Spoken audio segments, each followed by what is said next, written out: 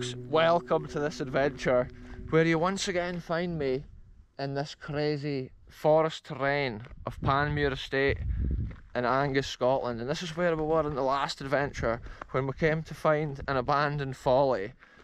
And today I've got the history of this place, this pillar that we're about to see, folks. I'm reading the description. Probably like 3 or 4 years ago I came here in a video when I just basically started YouTube, and this is what the history of this place is. So I'll read it out to you. The column was built in 1649 to commemorate the marriage of the 4th Earl of Panmure to Margret Douglas, the daughter of the Duke of Hamilton. The column is in great condition for its age. So yeah, there's the interesting history of that, folks. 1649 this column was built. So think how old that history is, folks. It's a real Scottish history. Once again, we're away to document, if we can even like find it, because often on these adventures you can go and try and find something and then the wilderness prevents you from getting there. This is crazy, folks. I'm sure I'm going in the general correct direction to find this. I think it must be near my left hand side here somewhere. All this stuff just looks so overgrown around here. And it is a crazy scene. I get the feeling it should be up this general area. Because I was reading the history for the video there, I wasn't even looking how far I had been walking up the road and stuff like that. And often small details when you're exploring is important for navigation. Yeah, I'm pushing on up here. I believe this column has to be around here. Crazy adventures, folks. Often I can't believe the situation I end up in. Way out here in the middle of some forest. Every road looks the same. And within it is like ancient historical wonders from a Scottish estate, which was a big estate back in the day. Oh, I can see the old ruins. I can see the ruins that we were at in the last video, folks. Wow, I think I need to keep going further that way. So I have to go back down this road, folks. I'll update you when the history is on show. Wow, there's massive butterflies here. Look, I'll try and get it on video. Look at this, folks. We've made it to the ancient historical wonder here. Within this, what at one time was a dense forest, now it's been clear felled and replanted. But nowadays this pillar is on show here. Again, whereas at one time it was covered by the trees. And the detail of the pillar is just incredible. The urn on top of it, the little individual like stone carving that they've done. To think it's been there since 1649. It's just mind-blowing, like ancient history. And that must have been around the time that the estate was in its prime.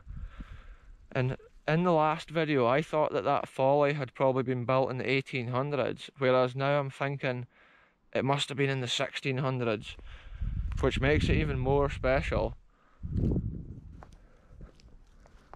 But also this pillar, the actual stone construction gives you an idea of how Panmure House might have looked at one time, which has been knocked down kind of obviously since its days. It's a bit like Bar Castle or house.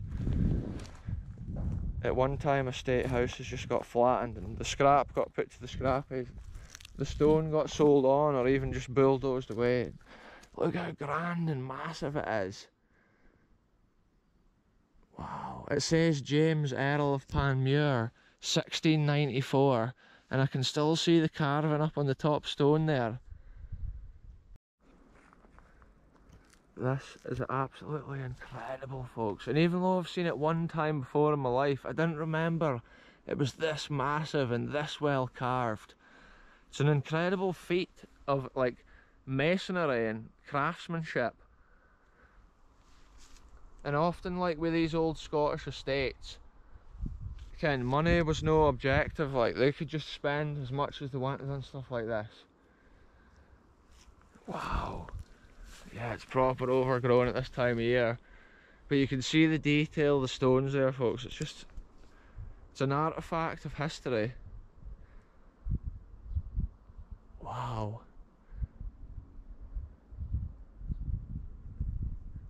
Look how blue the sky is today, folks. It's crazy summer conditions out here in Scotland. Like, it's the baking heat here.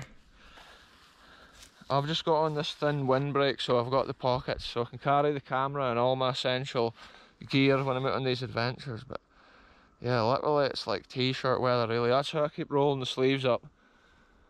Wow, I'm so glad I found this. It's crazy that I've been able to navigate back that the thing we saw in the last episode and then this.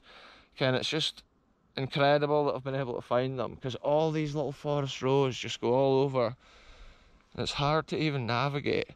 I'm sure last time I came here it was like sunset and it was dark when I was walking out. Let's have one closer look at this detail here, folks. Look at the way it's carved.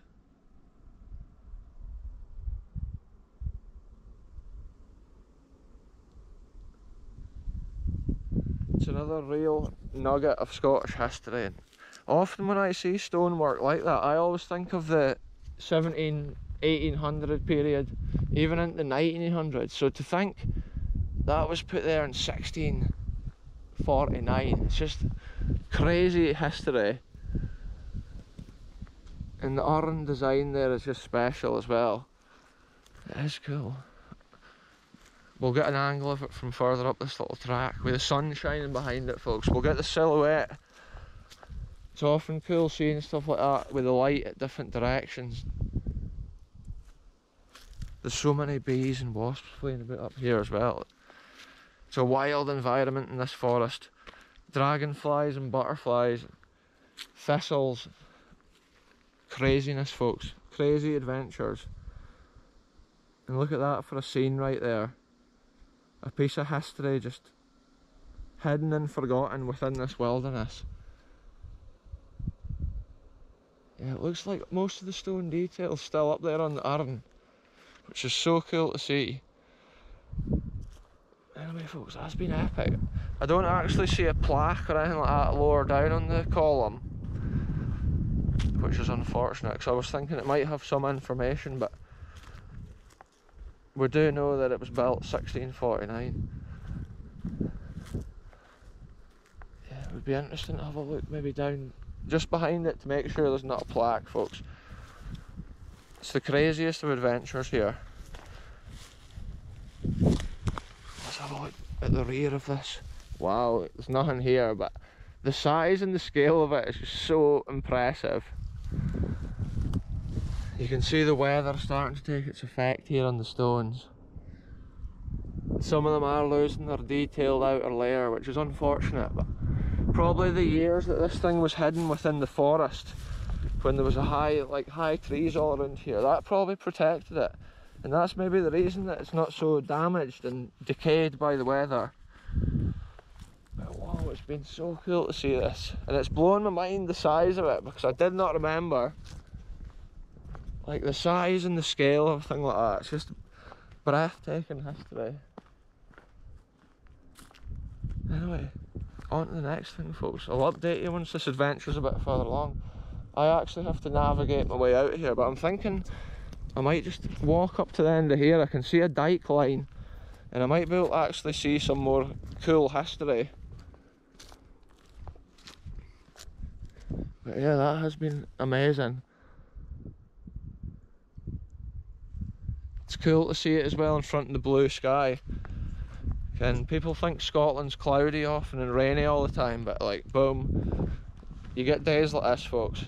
Crazy scenes. And actually, most times I'm out recording, I do daily videos, and literally it's hardly ever raining. Whoa, there's some crazy bee-like creature right there, folks.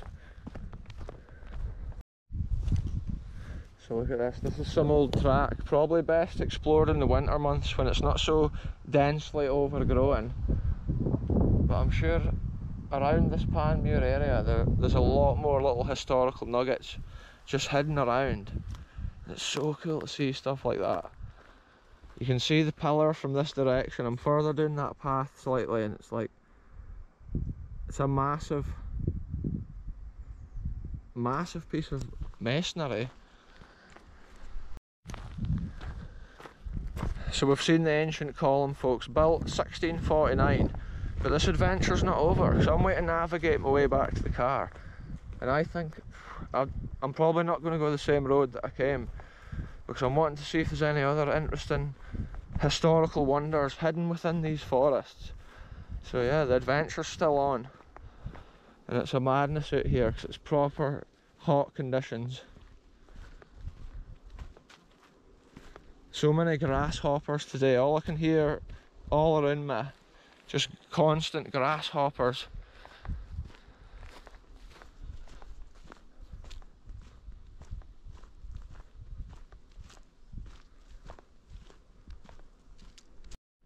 Look at this, folks, there's a pure blue little butterfly. It's just flown away. Typical when I try and catch wildlife on film. Check this out, there's a crazy amount of timber operations just now in places like this. A lot of forests in Scotland were devastated for the recent storms, like last year. Look at that, there's a bee right there, it's more chilled out. Check it out, there's actual butterflies still fleeing about, but they're more wary. The bee just totally noticed me once it was away to land on the plant. Yeah, there's some massive chunks of wood here, like, but the whole way along most of these paths, it's often like too dangerous to even try and go and find abandoned history at this time of year, because you get wasp bites and stuff in the ground when it's dry. And there is previous times I've stood on that and gotten absolutely stung, kind of like 50 or more times, and that's no much fun, folks. But it's always the realest of adventures, Ken. I'm always out here trying to find history, and I can hear somebody with a power saw going down here.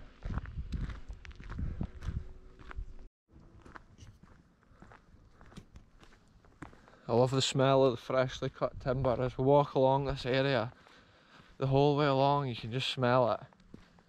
It's so refreshing for a summertime walk out in this. It's like a Scottish paradise. It was so cool that I was able to find that massive column. Just think, like 1649, it's so long ago.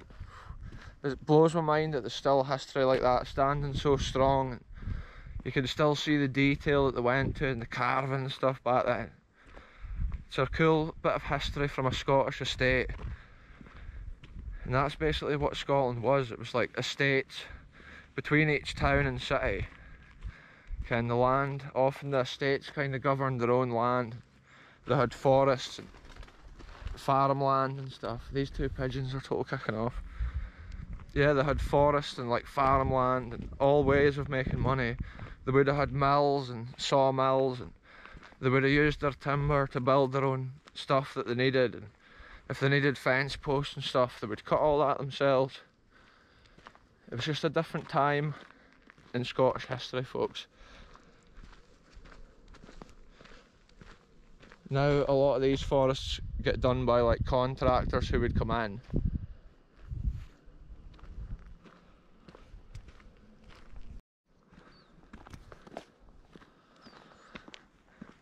That's been a crazy adventure, folks. It's been amazing to like see a stone column, but I've still got probably like a mile and a half to walk to get back to my car. And I don't think there's any history, because I think I'm back on the path that I was on. And I originally came a different route across, but both the roads have joined up here, so yeah, it's been a crazy adventure, folks. I've got the hat turned round to stop the sun burning my neck. And I think in the future I'll be back at Panmure, because Panmure estate here has got a lot of little hidden nuggets of history like that. In the last couple of videos we've seen that on the channel. And between that folly and then in this episode that ancient column, it's two incredible like historical nuggets, probably both built in the 1600s.